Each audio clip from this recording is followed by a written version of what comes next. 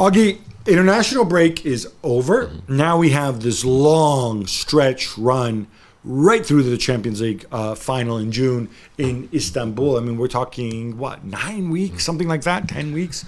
You've written a piece about this because in the Premier League, there's a lot of stuff to play for. The title, top four, Europa League places, relegation, and some big games already, some key games already coming our way this weekend. Yeah, there's no distractions now for the players or the clubs. It's a clear run right through to the end of the season, and there are some massive games this weekend in the sense that they will dictate how the season pans out for the clubs involved. And some Newcastle v Man United, for instance, a big game in terms of the top four. You've got Man City Liverpool again, is a huge game in the sense that in the title race for City, but also for Liverpool, they need to win that game to get a result to stay in the hunt for the Champions League. So we're at the point now where clubs and results matter more than ever. Now, they always matter, but with games running out, they matter even more. And I think, with Arsenal, 10 games to go, I reckon if they can lose 2 games and still win the title. So, we're getting very close to that point where Arsenal might be, winning the title for the first time in nearly 20 years. And it's very tight at the bottom as well in terms of relegation. Just the sheer quantity of teams that have been sucked into that race near the bottom. But I want to ask you. You also go out and you look at.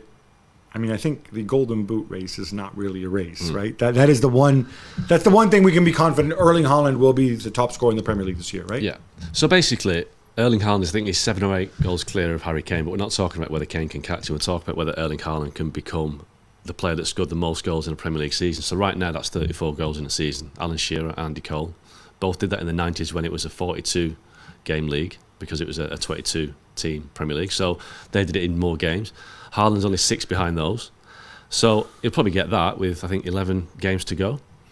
The question is, no player has scored 40 or more goals in an English top flight for over 60 years. That was Jimmy Greaves in 1961 with Chelsea. So will Haaland break the 40-goal barrier in the Premier League? Wait, what are you talking about? I thought there was no football in England before 1992. Yeah, it's dim and distant past. Well, and it's funny because when you're talking about Haaland and his scoring, a fella named Dixie Dean, who used to play for Everton in the 1930s, he has the all-time seasonal top-flight record, which I think is 60 goals. No, I think it's 63, because I think he also scored in an FA Cup or something.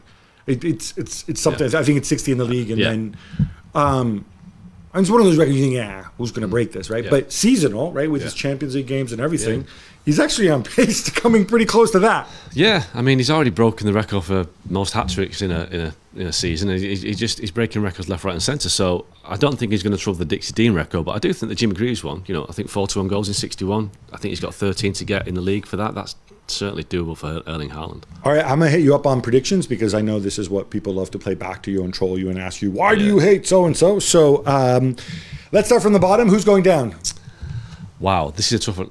I think Crystal. You just wrote a piece predicting it. It shouldn't be tough. I think Crystal Palace, even though they're 12th at the moment and they're the top of the bottom 9. Trending the wrong way. No love for Roy. I get it. Go on. And who else? Haven't won a game in any competition in 2023. So I think Palace are going to go. I think Southampton are going to go. And I think the rest of them, although I think Bournemouth, I do worry about Leeds. I think, although Javi Gracia's had a couple of results since he got in there, Leeds for me still concede too many goals. So I'm going to say Southampton, Leeds and Crystal Palace. Wow, big Gary O'Neill fan there, I see. Okay, no, nice one. And Forest, you see staying up too. Yeah, at least for the time being. I think they're home record. I think they're decent at home. Forest, I think they'll stay up. Okay, I'm not going to ask you about Europa League because let's face it, nobody really cares. And it's also tied to the top 4. Well, first of all, who's winning the Premier League? I think Arsenal. I think Arsenal got a cushion. I think Arsenal are going to win it. And top 4? Arsenal, Man City.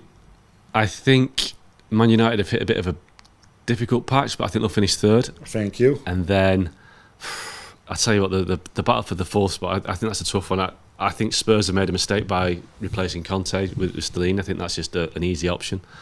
Newcastle have run out of goals. I still think Liverpool have got a big gap to breach, but I think Liverpool will sneak into 4th. Well, you heard it there first. This is where you can go and direct your abuse. But I just want to tell you again, if somebody thinks your team isn't going to win, it doesn't mean he hates them.